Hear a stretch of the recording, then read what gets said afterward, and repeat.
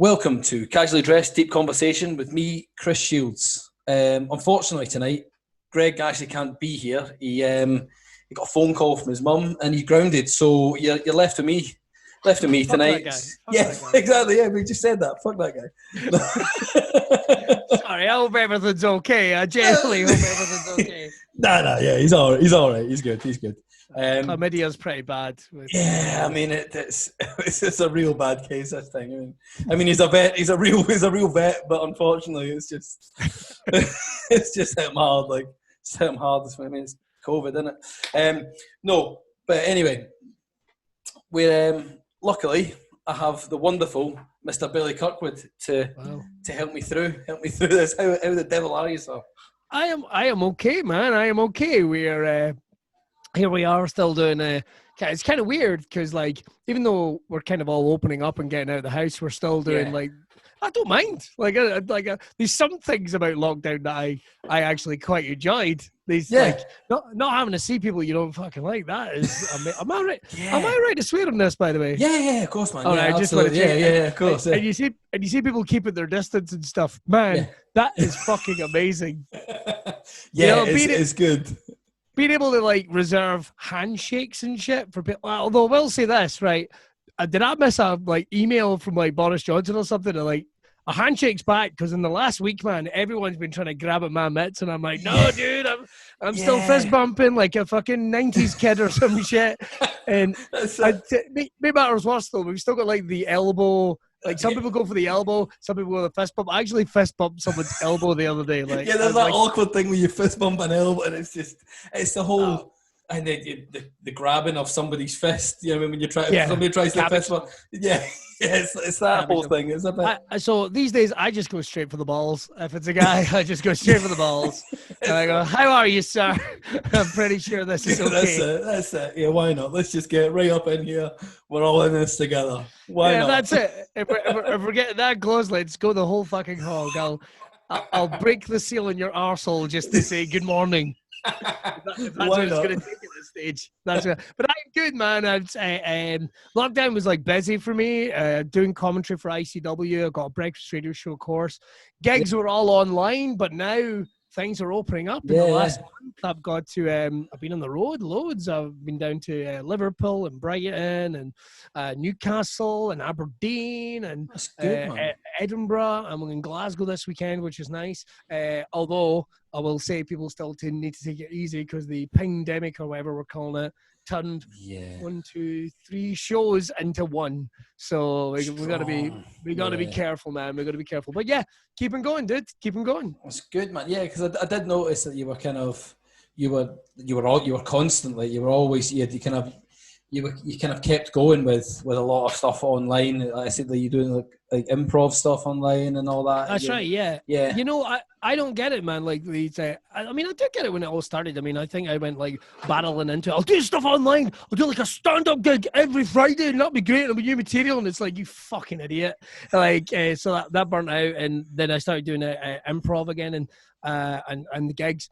And the thing is, man, I don't get it. I don't get how some folk are going to come out of this after 2 years. I mean, some folk haven't picked up a microphone in like 2 years. Yeah. And I don't get it. It's like, so you haven't like made a podcast or like, just done something. And the improv's quite funny because like I initially started off as more of a support act. So it's like kind of like a support mechanism. We'd all get together and go, I miss comedy too. Let's all just be funny together. let's stop trying to be funny together.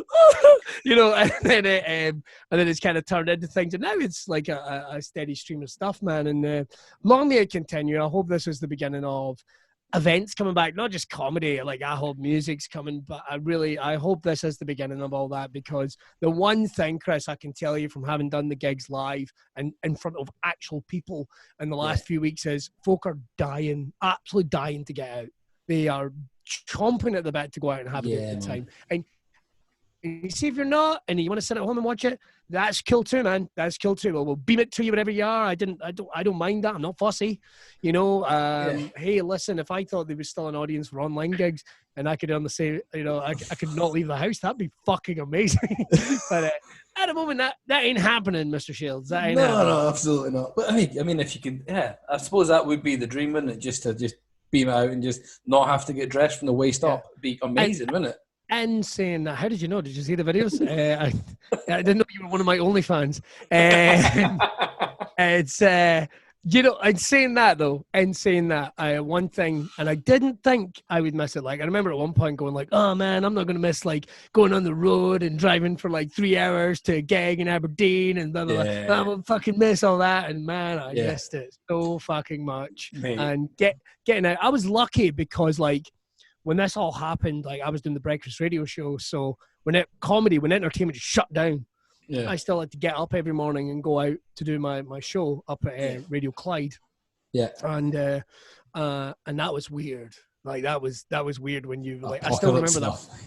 Yeah, I still remember that first day driving up with my co-presenter at the time. We were sharing a car at that point, and driving up and just watching like just how empty, like no roads, no trucks. No taxis, no joggers, nothing. And this is like, you might go, oh, there can't be that many people around at 4:30 in the morning. But you know what it's like. You go anywhere at 4:30 in the morning, there's these things, there's people, there's someone's doing something. Stuff. You know, the guys at the petrol station, like the McDonald's are getting ready. Nothing. That was spooky as shit. Yeah, it was. It was weird, wasn't it? It was a real strange time. Like, I mean, I don't think I've ever been so excited about being in a traffic jam in my entire life. Just brilliant. Well, just like, this is great.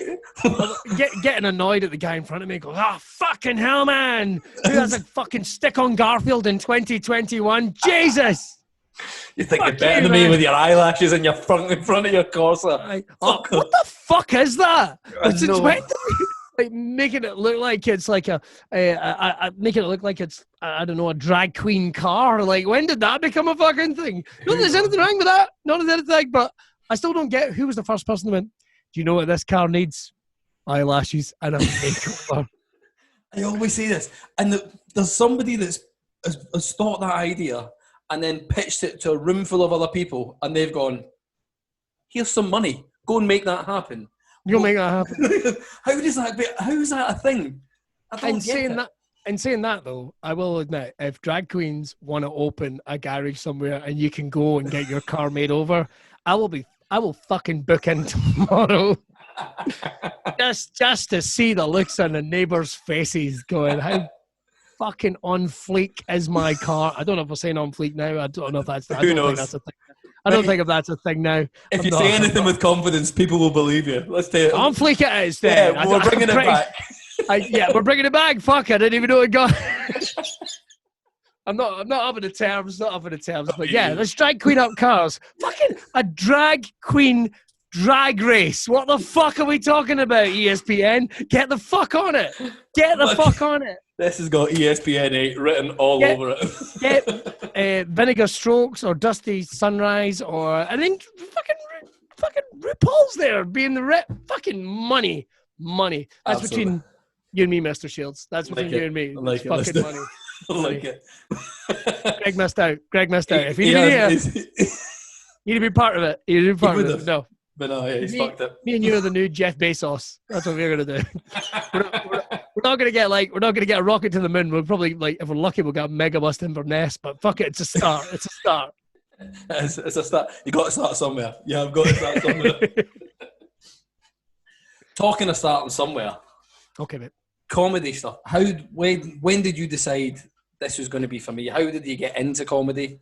Wow. You know, it just sounds silly, but I'd always been, I could always dicked about and being a bit of a class joker or a joker with my friend. I'd always loved comedy. But the thing is, man, see, when you're like a little fat working class kid from like Ayrshire or something, that's not what you're meant to do. It's the same for folk in Glasgow. They get that. It's get a like trade.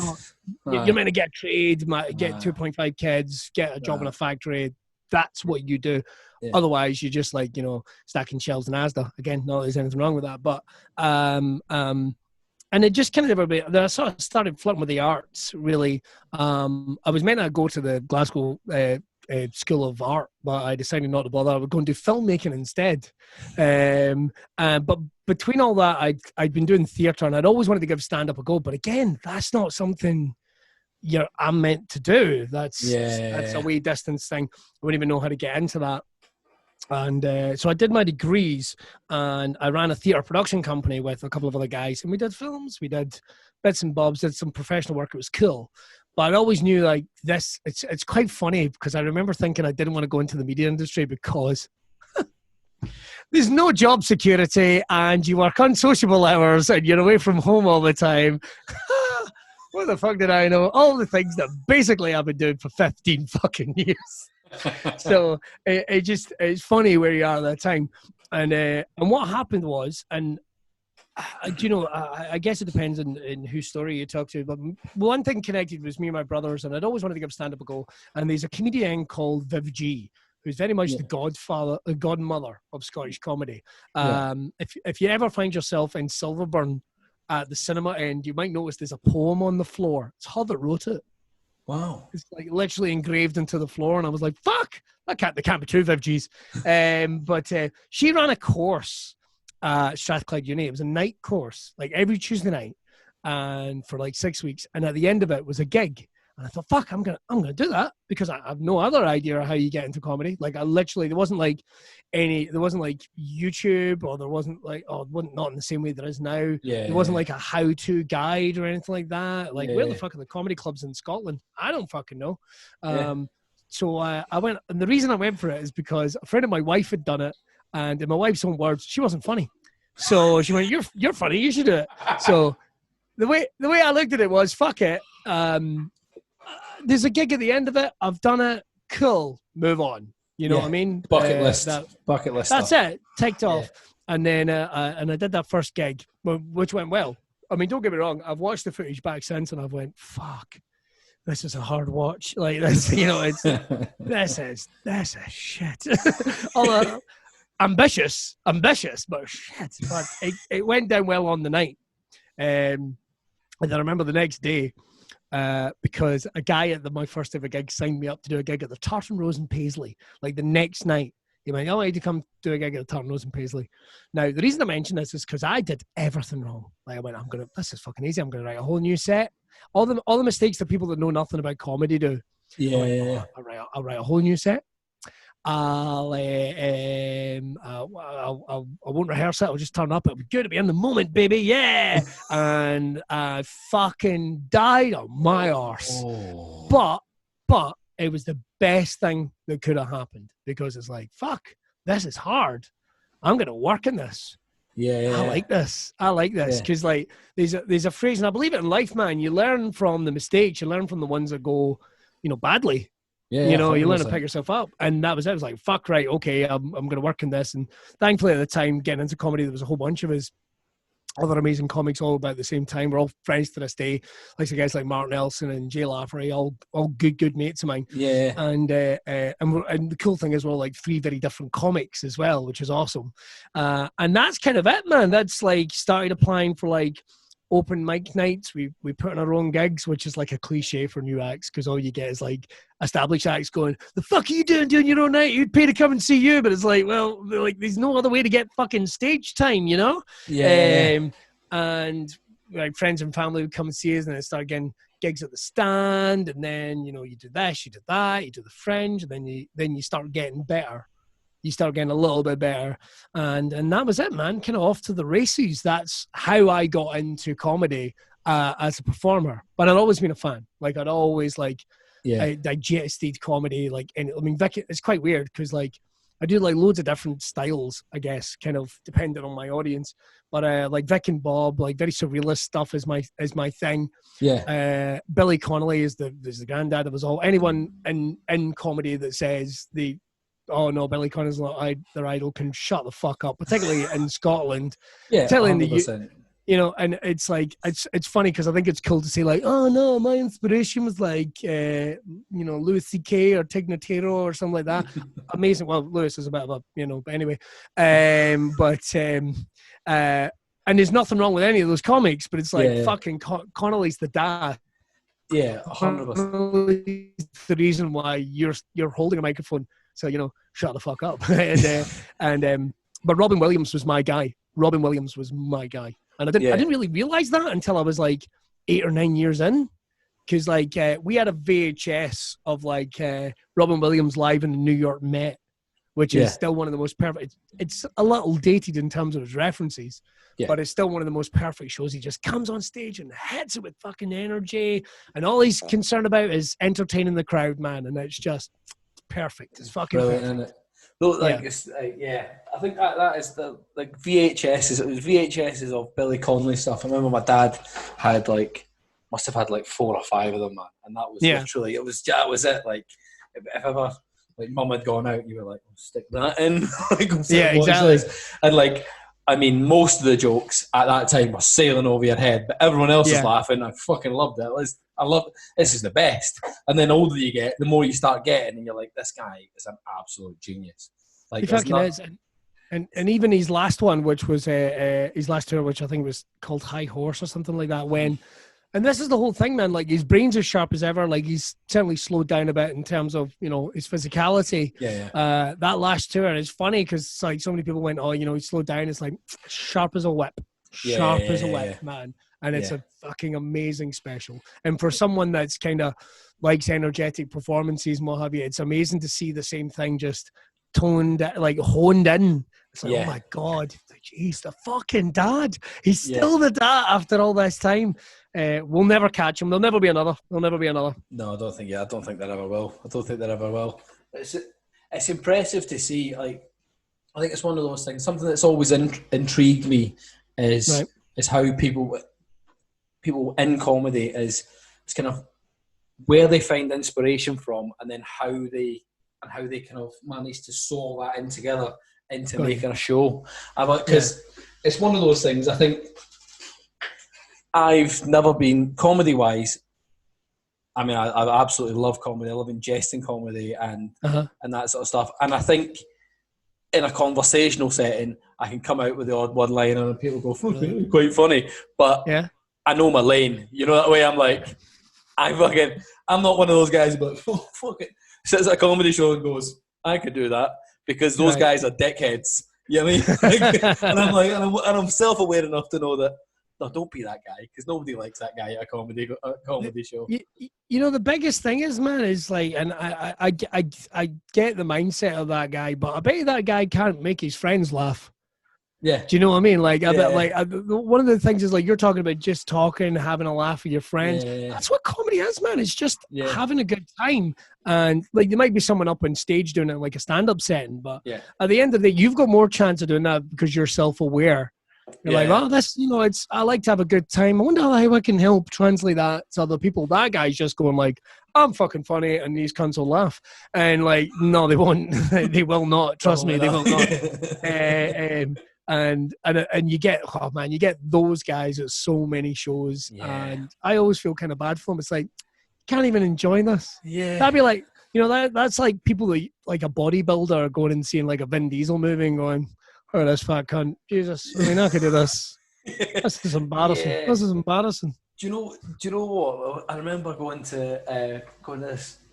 I think it was just an open mic night, and no, it wasn't. It was going to this. I can't remember exactly what sort of show. It was going to this gig anyway. Right. And there was this bloke, and he was sat right next to me as well. And he was just one of these guys. I'm dead funny. I'm going to heckle every comic on every joke all the night, and I'm going to be. It's just going to be the greatest night ever, and we're all going to be high fiving him. And no, it didn't work like that at all. He was a dickhead. But I remember one of the comics who stood at the bar, and he went up to him, and he literally said, these words came out of his mouth. He went, "Hey, we did some good work up there, didn't we?" And I'm like, no, you didn't. Fuck. No, you didn't. You ruined everyone's night and pissed every comedian off.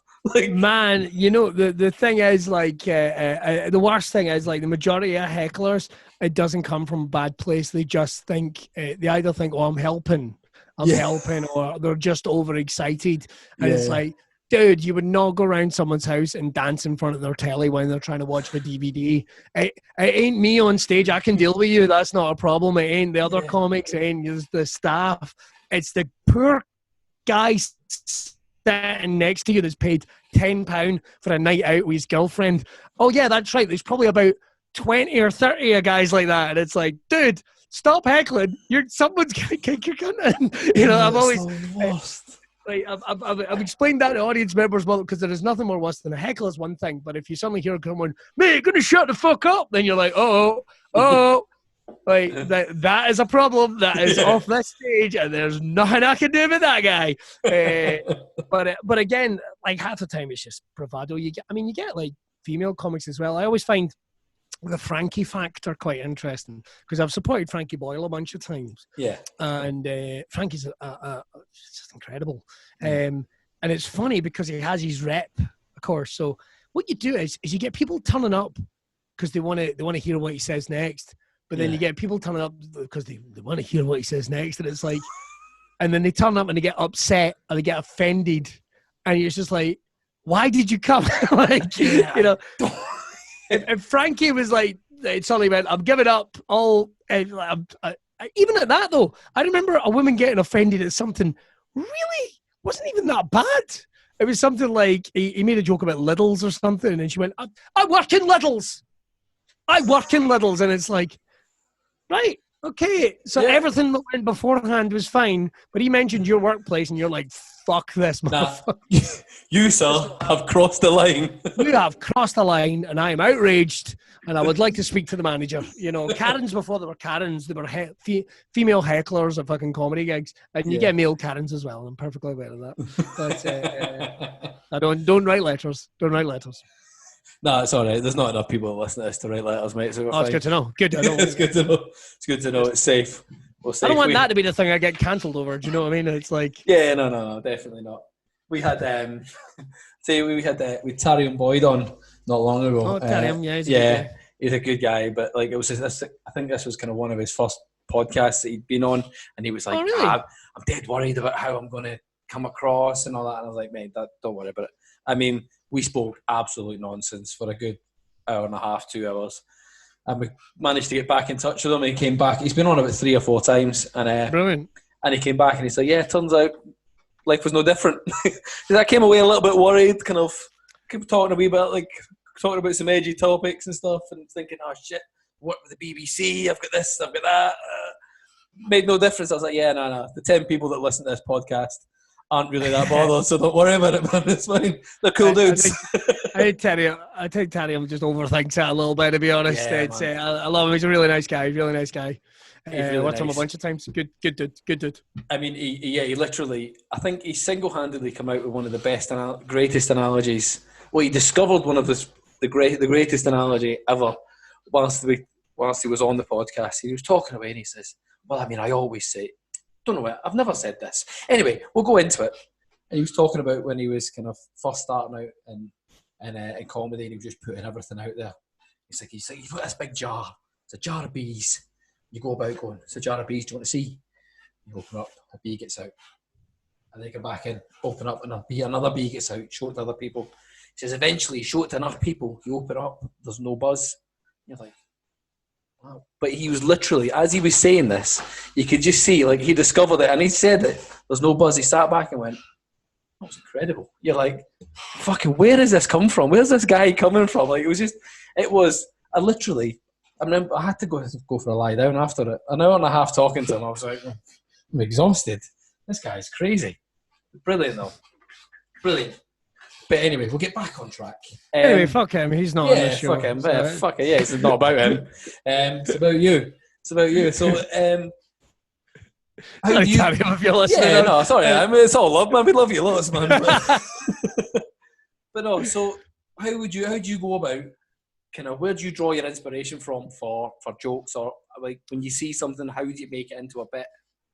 Well, you see, the thing is, I have legitimate ADHD and dyslexia, so something can rattle about this old brain of mine for quite some time before it'll become a fully formed joke. Uh-huh. But then again, it's like the biggest thing is like writing everything down. You know, he's just literally writing everything down. I mean, you get some. It depends what I want from people at the end of the day. I mean, I do some silly and weird shit, and it's like if you watch Monday Night Improv, like one of the big things I've got on there is I always write these really out there introductions to all the acts. But I also know that would not play at the stand on a Saturday night. You know, it's like nobody wants to get described as like a bowl of shredded knee cartilage. Do you know what I mean? No one wants that. Nobody wants that. No. An arsehole like a black star. You know, nobody wants that. But I get that. So, so I feel like what I do a lot of times is I scratch all the various different itches. Because like one of the things, I guess, because like I do all these different things, is I always feel like I'm spinning plates. Like I almost wish like I just did stand up, nothing else, because then it would be like one audience I'd be working to. Do you know what I mean? But then you get like people turning up for like the radio show who are like, I listen to this boy in the morning. Oh, he's got a lovely way of chat about him. I tell you, I really look forward to what he's going to say. And then you maybe get like wrestling fans turn up and go, fucking yes, Billy fucking Kirkwood, woo! And then, so you're trying to keep all those guys, like you got the wrestling, why are you not talking about wrestling? Or whatever. And then you'll get like, you know, the pervy woman that's going like, I don't really know if I want to hear him talking about how his neighbour accidentally pegged himself in a bit of stray fence. I don't know if that's what I was expecting. You know what I mean? Like, I really... Is it okay for him to describe midget's hands looking like wee bits of ravioli? Is that all right? I think I'd like to speak to the manager. You know, so... but I kind of pride myself on, like, I guess, like, I talk about my family, I talk about my kids, but I always think I try and put a little bit of a David Lynch kind of twist on it. Like, I remember Tommy Shepard, who was the owner of the stand, actually saying, and it's one of the greatest compliments ever went, he went, you're a weird fucker, but you don't let people notice for too long. You never linger. You never linger just enough. Just enough, like, you'll slip it in and you moved on. It's like, cheers, pal. Cheers, pal. I appreciate that.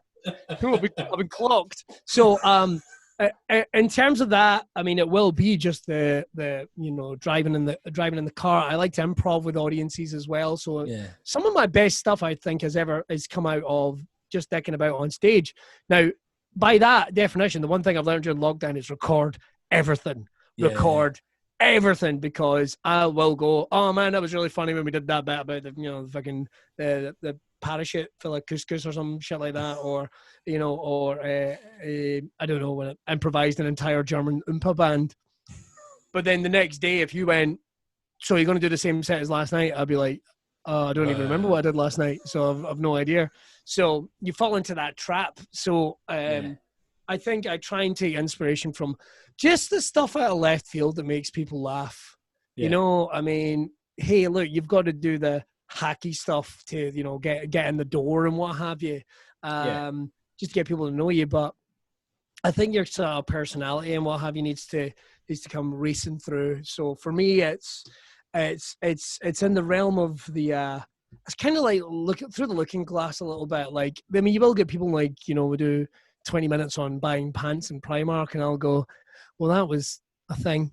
You know, but what more can you do with that? What's a different slant on it that's, you know, like these Billy Crystal said an amazing thing, and he got this from his manager, and I've always remembered it. It's like, whenever you do a gig, leave a little tip, leave something that they will take away that no one else does. Like, no one else, whatever, like, leave a little tip, leave a little tip. You should always say the words, I think, I feel. So you're giving a bit of yourself. I think I feel. And I always want to leave a little tip on the table that no one else can do. No one else will, you know, every time. And it's always stuck with me. It's like, I can go like, well, no other fucker does that bit. So when I do pull up people and go, that's my bit, fucking stop it, I take great delight. But I think that's it, man. I think it's try and do something a little weird, little out of line if you can, but just make it unique to you. Like, if you're going to talk about your wife and kids, or playing football or some shit like that, or whatever, I don't know, going shopping, what did you notice that no one else would notice? What did you notice? And the thing is, they say there's only 3 jokes in the fucking world, and everyone just tells them different, you know, and that's probably true. So try and make it a little, you know, try and make it a little different. Well, what is a word for a ghost vagina? It could be poltergash. I don't know. We could throw that in there. Like, is there a series of haunted porn movies waiting to get me? Is there a ghost? A Derek Cora has got to be the first person we phone. Is my opinion, Chris? Yeah, as the voiceover. I think yeah, absolutely. It's got to be Derek Cora. Did he ever walk into a room and it was just like, oh, this was a brothel quite some time ago. There's a Victorian count over there, and she has gone in way too deep. Way too deep. He's worried. He's worried. So the streaks, Jesus Christ. Like, what is a way you could do that? And the thing is, man, like, I wish that sometimes I could be on stage as relaxed as I am talking to you now, but I also would wonder. Where would you go? Yeah, I also want to make sure there's a laugh every 10 seconds, because they would be like, yeah. Anyway, here's your next act. Shit. Sorry, big guy. Yeah. Left you in a dead room. Stunk them up there, all the very best. Turns out they're not as much into fucking Victorian ghost porn. Yeah, Victorian ass play as I thought they might be. All the very best. Who's that? Oh, there's just one guy up the back killing himself. One guy going, this is for me. This is for me. I have found my niche. That one guy, that's all I need is that one guy. That's all you need. I'm good to go. I don't want to be rich. I don't want to be rich and famous, man. Like, fuck it. It would suck ass. I mean, I'd sell at a moment's notice. I'd suck a cock for like $4,000, something like that. I think at this point, it's like it's low as fuck. I like it. But yeah, I suppose, man. Yeah, one day someone will like have that PayPal credit and call my bluff, and I'll be there. You're like, shit. I'm just gonna have to noshing away a stag at a night out. Just gonna have to take it in the throat and just And I'm like, fuck you, man. I've got $4,000. I'm going to Orlando. That's where I'm going. I'm going to. Cheers for the free money, bitch. Yeah. I'd say that. I would also have to, nosh a guy off. But these things happen. Yeah, exactly. That's it. There's a little hurdles in life just there, just to kind of test you and move you along and see how you react. Yeah, exactly. That's exactly it. I like that. That's good. Not quite the bees in the jar. Not quite, no. But you know what, man? That's good. That's what I like. It's gonna mean something to someone. That's all I've got to say. Be true to yourself. This is gonna hit hard with somebody. Somebody back there. Somebody's gonna listen to this and go, "It's so profound." If in doubt, you're not a medium having to listen to a Victorian count getting penetrated with a banister, right? That's exactly. Life's not that bad. Absolutely, it could be way worse. Get on a t-shirt. That is incredible. I love that. Right, so we were talking about, you mentioned earlier that you've got kind of like a wide base of fans. I don't know. It's hard to tell. I don't think I'm nearly half as popular as people I could be. I should be. Fuck it, I'm great at what I do. I should be more popular than this. Right, yeah, exactly. But I think I let my potty mouth get in trouble a lot. But I'm mainstream now. I'm on breakfast radio, West FM every morning, 6 till 10. Exactly. Get us on the app. You can get us on the app. Don't worry about it. I like it. Yeah, you have to. That you're doing like.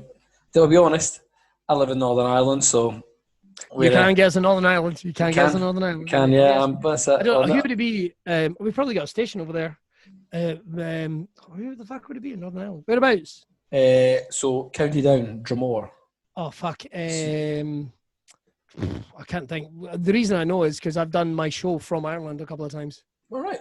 Yeah, it's been quite cool because we've got studios all over the place. So I've done it from there. I've done it from the tower, the Liverpool, like the big fucking Radio City tower.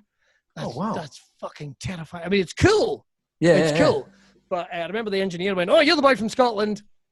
Do you want to go up on the roof and see Liverpool?" And it's like, "Yes, I do." And then I got up to the top of the ladder, and we he'd kicked it, and I went, "Nope." And went right back down. Fucking terrifying. Yeah, man. Heights is not a great thing. Like, it's not a great thing, is it? I'm not massive on it. And if I'm in a plane, I'm already fucking chancing it. Do you know what I mean? Yeah. So let's say let's not add anything else to the facilities. Yeah, no. I'm exactly the same. And oddly enough, I'm actually work with like powered access, so like cherry pickers and stuff like that. How I've ended up in there, I don't know. But yeah, there's been the odd time I kind of end up this job interview, and they're like, "How are you with heights?" I was like, "Well, I'm okay." Like day 2, find myself 125 foot in the air, and I'm like, "I don't like this." Trying to kid on, I'm okay with it. Yeah, so it's. You're doing that crying that only adults do. That sounds like a straw going in and out of a McDonald's cup. You're like,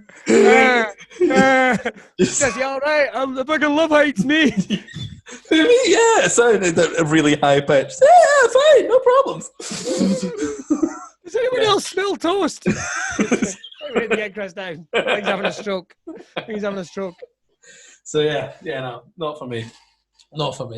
But I'll be honest, I'm really interested in how the ICW stuff came about, because you've kind of molded yourself into the Joe Rogan of ICW, haven't you?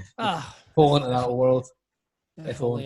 Yeah. I mean, how ICW came about. Well, I'm a lifelong wrestling fan. I've been a wrestling fan since I was in single figures. I'm not one of these lapsed arseholes that goes, I like wrestling, and I kind of grew out of it. It's like, fuck you, man. I was there. I watched WrestleMania 9. I was there, man. I remember all the fucking shit times. Fuck you. I remember all the fucking 10 years of Triple H. I fucking remember 20-minute promos at the start of every fucking show. I remember all that shit.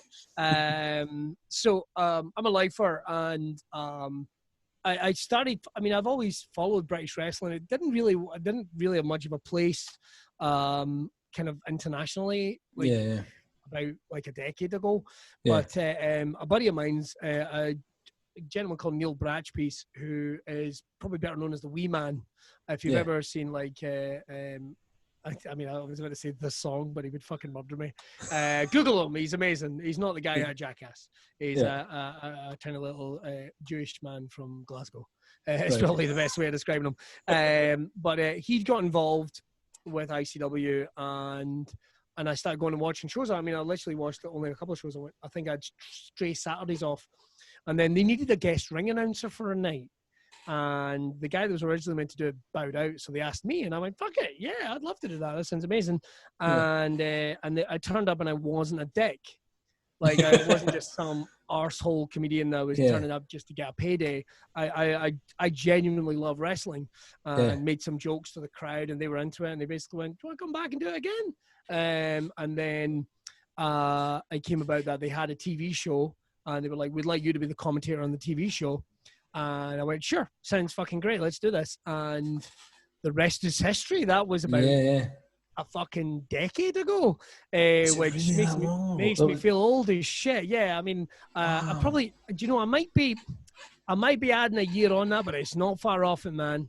It is not far off it. That is crazy, because I remember watching that BBC program, and it was just Yeah, I mean, that probably like maybe 2015, 40. I'd actually have to double check, but it's a while ago now.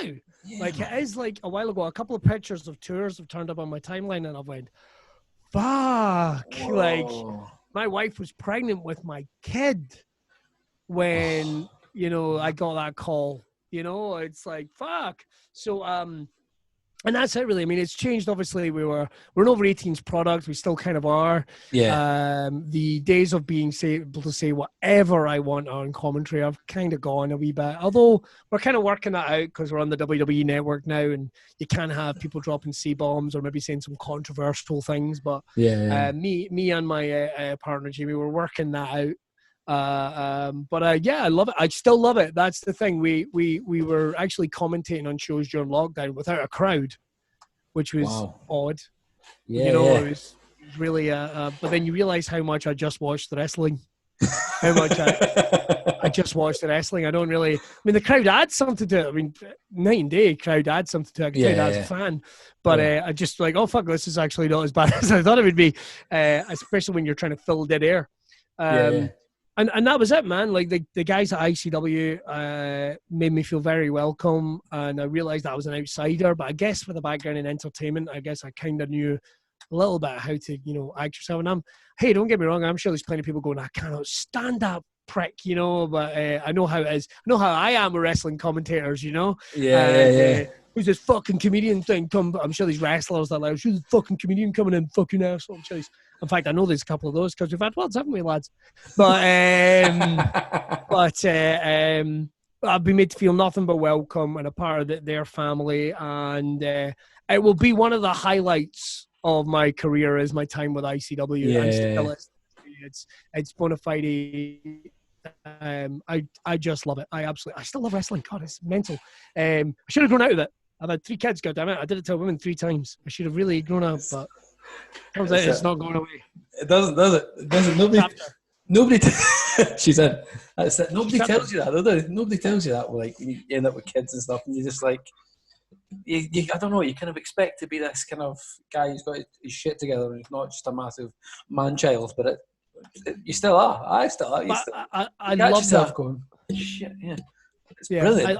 I love that. I love the fact that, like, I know fucking 24-year-olds that gave up. Do you know what I mean? Like, you suddenly meet them with a polo shirt and a gaunt expression, and you're just like, no, I just go to the pub at the weekend and I watch the football, and I just, again, nobody's anything wrong with this, but it's like, dude, are you okay? Like, go and make some mistakes. Do you know what I mean? Like do some stuff wrong. Like, what the fuck happened to you?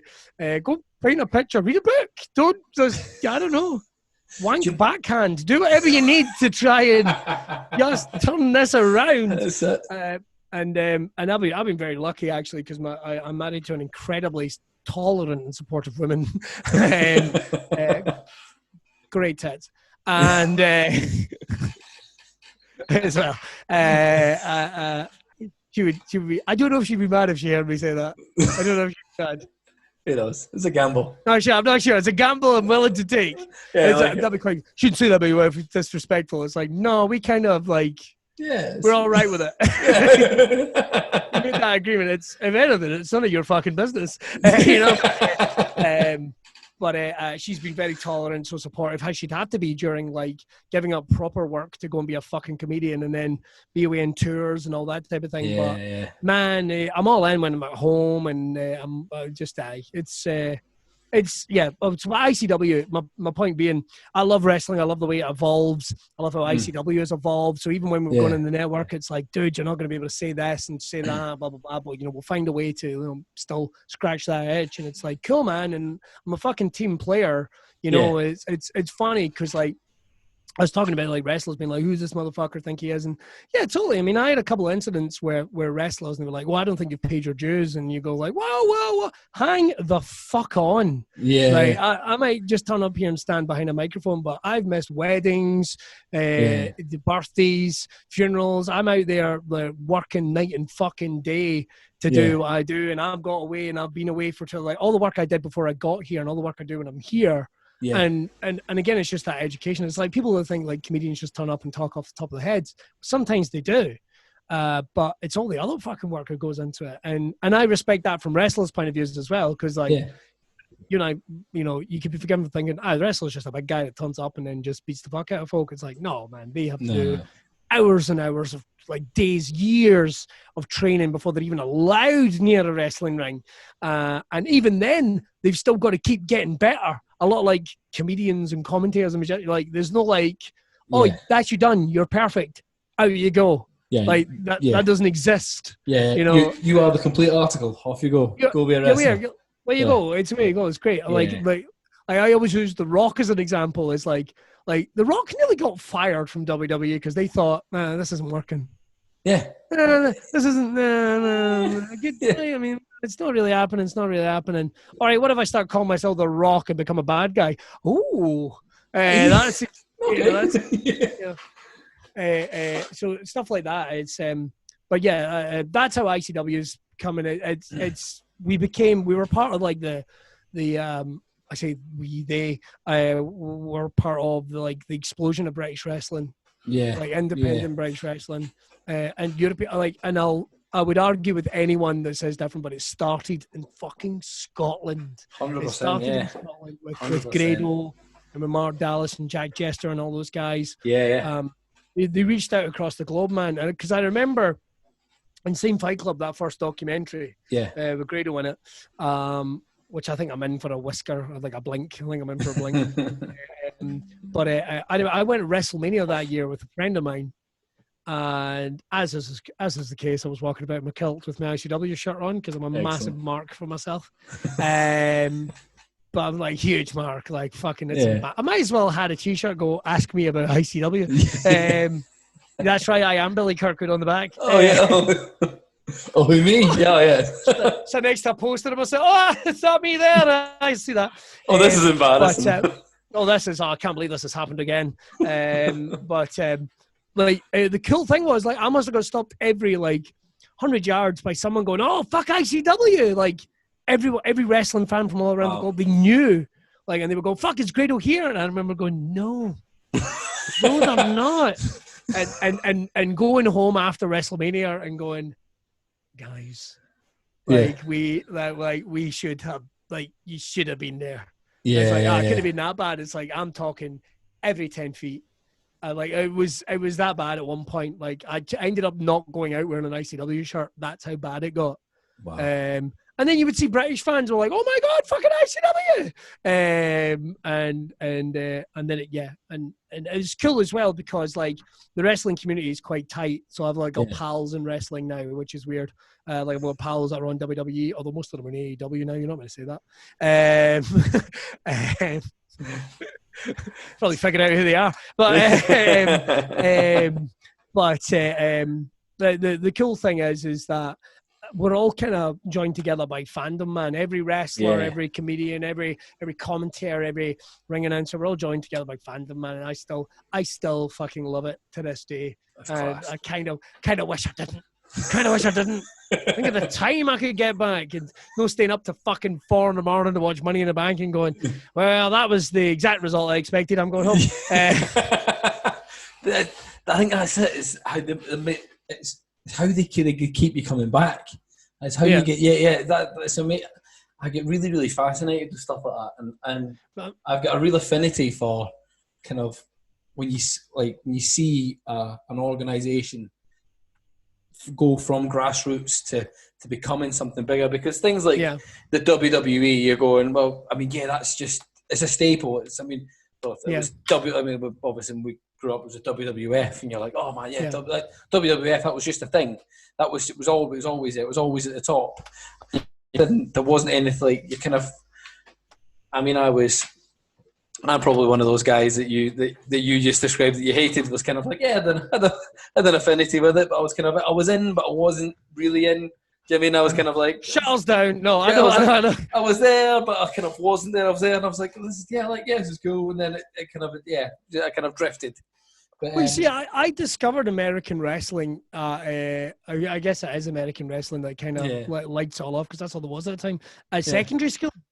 Like, I maybe it's because it would kind of coincide with, I don't know, becoming a teenager, becoming a man, and I guess I don't know, I kind of got into comedy and wrestling, and there's parallel. I don't know, maybe there's just something about it that goes into the cerebral cortex in there. I never thought I'd say that this time of night, but there it is. Hey, quite impressed myself. Get it on a t-shirt. It's not a jar of bees though. But it's no jar of bees. But the thing is, you're right. It just pulls you back. It's funny how, when you're a little kid, you're like, "Oh, I like the big guys or the luchadors. I like they're my favorite. I like the ones that hit folk, and I like the ones that are big. I like the big guys." And then you're a kind of teacher. You're like, "No, I like the workers. Really, the athletes. I like the athletes." And then you're like, "No, I like ECW when they're hitting each other with barbed wire bats, and I like that because I'm hardcore. I'm hardcore. Look, I've got a fucking stained t-shirt on." Fucking yas, or fucking Puddle of Mud, or some other fucking band that sounds like a yawn. But and then there you are, become like an old cunt, and you start going I quite like stories. I quite like stories. And that's what I like it. That's what I love about it, man. I wrote my dissertation on pro wrestling. I wrote my dissertation how American wrestling is how pro wrestling is a critique of American pop culture. There you go. Wow. There you go. Because it is pop culture in America, and pro wrestling literally run like that, and have done for a long time. You go look at 70s, 60s wrestling, 80s wrestling, when music and movie, everything boomed. Like baseball, football, they don't do that. No, yeah. And none of those other things do that. Not even music to a certain degree, but pro wrestling has to, and it's led the way a couple of times. It used to be like if you got your single, or if your single was a wrestler's theme, best-selling album, like that. Wow. Because we all went like, I want to rolling like the Undertaker because I'm a badass. I'm gonna go out and buy that album because I'm fucking too sweet. And that was, that's it. So that's my love of pro wrestling is to an irritating degree, to the fact that I've always wanted to go back into wrestling podcasting because I did a couple for a while. I've actually thought about doing one where it's just me talking to myself. Wrong. Yeah, I was like, could I do an hour of literally just me going like, so here's why you should be excited Goldberg's back. You know, like, yeah, and I know what would happen, Chris. I would end up talking myself out of it because I go around in circles like that anyway. I could give you a million reasons why it's good, but then I could also go, you know something? Fuck that guy. This is what they should have done. This is what they should have done. I don't need to see someone that was old enough as my dad when he retired wrestling. Like, I don't need to see that. Can't we just fucking put stem cells in Hulk Hogan and give him one more match or something? And like a...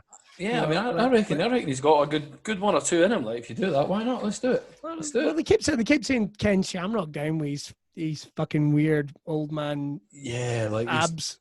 They're like, it just kind of looks like kind of two bits of like a ham's gone off, doesn't it? Yeah, just kind of It's like they've just pulled it out of it. There you go. Yeah, and his face like he's been chasing parked cars when his time off. Yeah.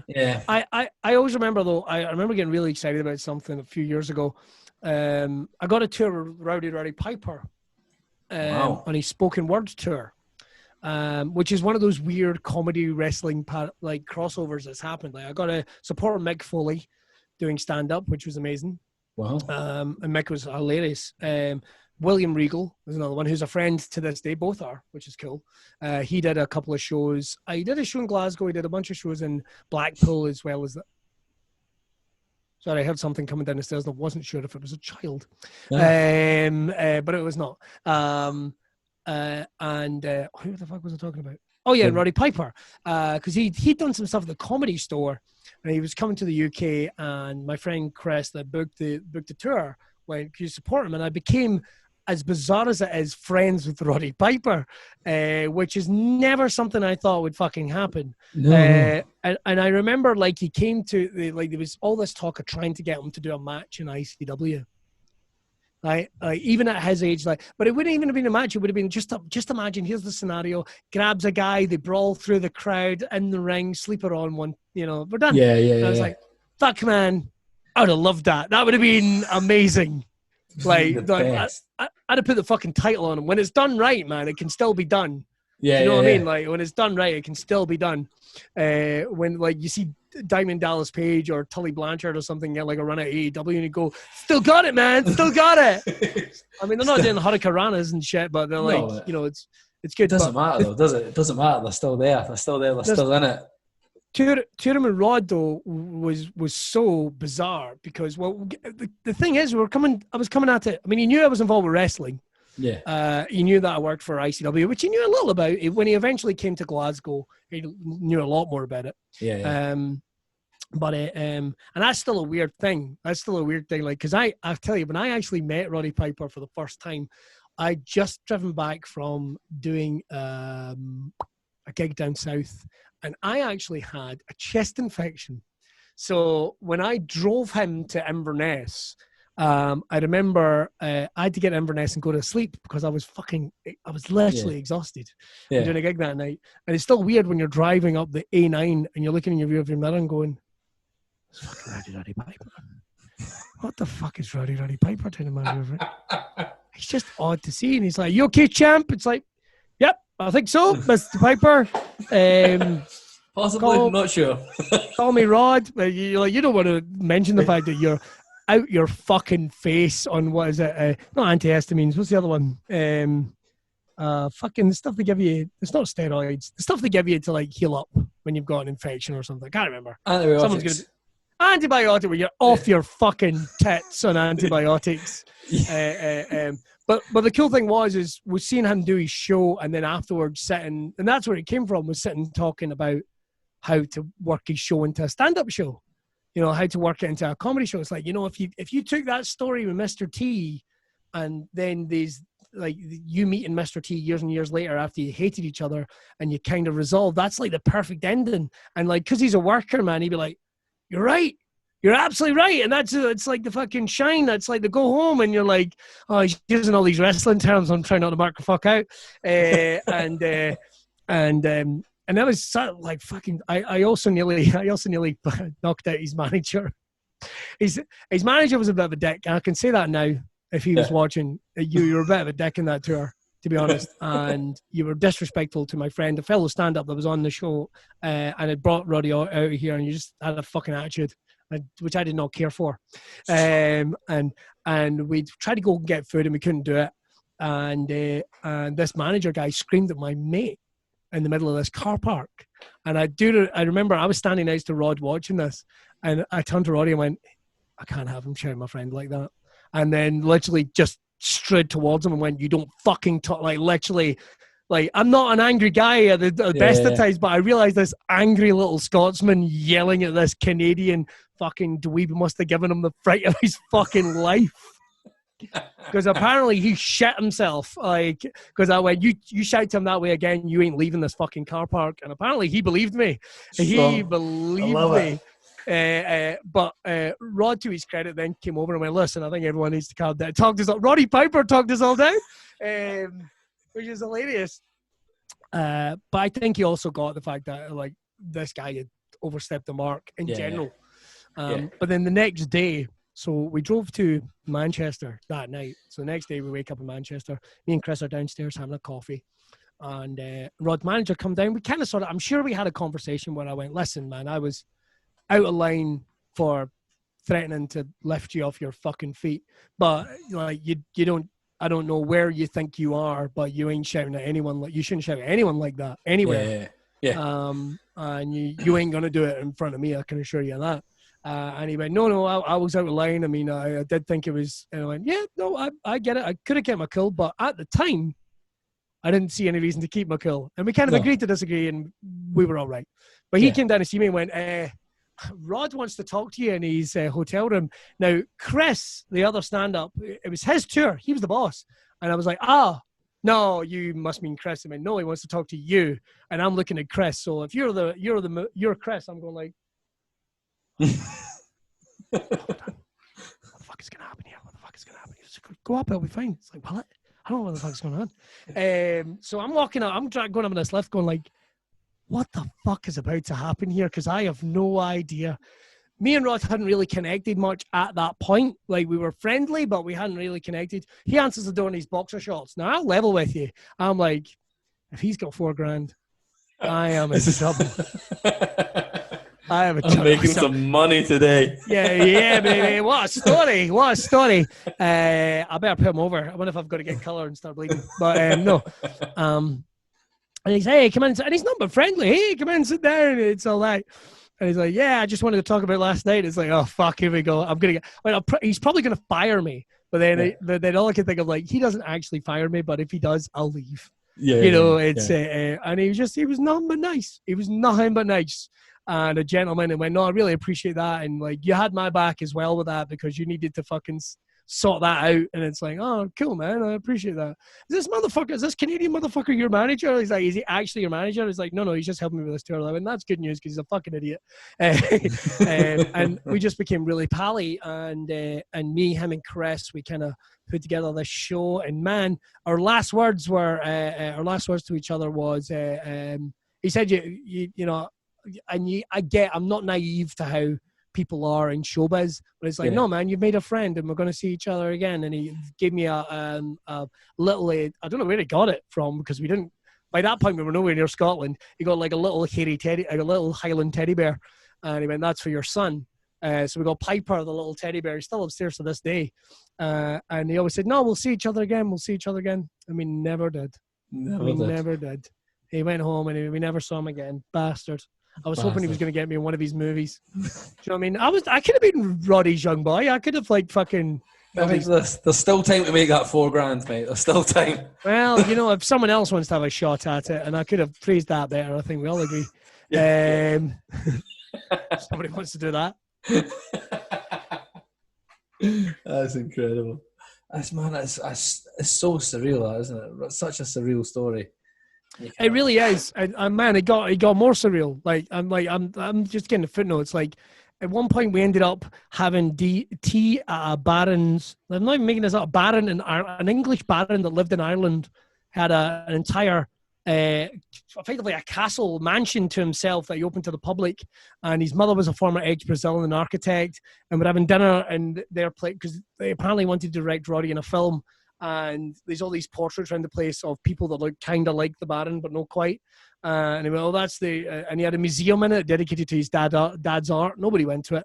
And on the grounds was the church from Braveheart. The one they get married in. Wow. Is on the fucking grounds. It's like, "You're a Scotsman. Would you like to see the church from Braveheart?" It's like, what? And sure enough, there it was. As it had been left by the film crew, like 15 years earlier or whatever. That is one of the most surreal things. Eating Aldi's lasagna in a mansion. You know what I mean? They were these people that had assets but no money. Assets but no money. Yeah. But they could build a fucking museum that nobody came to. It's getting chatted up by a former elder Miss Brazil. Even that, it's like, "Oh, you're so interesting. Let me take you around the tour." And I'm getting led around. It's just me and her. And it's like, the fuck is going on here? The fuck is going on here? And that is how I spent that entire life. And that's why I would always say, if anyone asks you to do something, have a shot at yes first. Yeah. Have a shot at 100%. yes first. What's the worst thing that happens, man? It goes terribly wrong. Fucking go for it. Yeah. Go for it. 100%.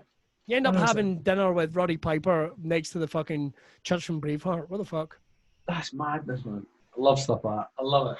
Absolutely love it. It's amazing what, like you say, just saying yes and actually just being a nice person does, isn't it? Having a positive attitude. Do you know what I mean? When you can, and don't get me wrong, like lockdown's told us all that we're all inside our heads and, and fucking all, taking dumps in our mental fucking states, but man, that's it. Just look forward to positivity and it will find you. That's always been my kind of thing. What I like to think of is I get a jar of wasps, and what I do when you open it up, there's no sting left. I like it. There's no sting left. You know what I mean? It's just weak. And listen to this. He knows I fucking love him. He knows I fucking love him. I'm not gonna go because I actually think it's like, dude, write a book. That is fucking. That is amazing. That's amazing. Honestly, but, I would have said wasps because stings are funnier. Apart from these sting, the wrestler sting, they're both neither of them are particularly funny. No, definitely not. No, wasp things, however, incredibly funny. I like it. Listen, if someone get them right on his dick lips, then that would be funny. Funny. It certainly would. Swollen mouth at the end of your dick. That's just nobody needs that. Definitely not. Definitely. Looks like it's puckering up. That's it. It's just ready to make somebody $4,000. Like it could happen. Could happen. I love it. Right, Billy, you know what? I think that is a perfect place for us to wrap this man up. I love it. Leave people with it's a perfect imagery, isn't it? I think it's a perfect. I think so. If you have anyone that is good at Photoshop, then that's the thumbnail. That's the thumbnail right there. 100%. It's brilliant, Billy. It's been an absolute pleasure. It really has. It's been so much fun, man. I would do this anytime. Absolutely. Sorry it took so fucking long. Hey, that's all good. You got me number now. You got me number now. Yeah. So that's it. We'll be back. Me and Taram are going to turn up next time, and we're going to have jars full of fucking everything. Just you wait and see. Big fucking wasps versus bees. Who's going to win? Taram, what you got? I've got bees. I've got fucking possums. What you got, Billy? I've got a fucking giraffe, mate. I've got a giraffe, which I have blended down and put into this fucking Dolmio jar, and we can, well, quite a few of them because giraffes are quite big, but we can give them as prizes. Because there's going to be a game show as well, apparently. I like it. Fuck knows. I love it, man. I love it. Brilliant. Okay, thanks very much, guys. I don't even know how to sign this off. So, like, if I'm writing solo, so I've no idea. But hey, thanks very much for listening, folks, and we'll see you in the next one.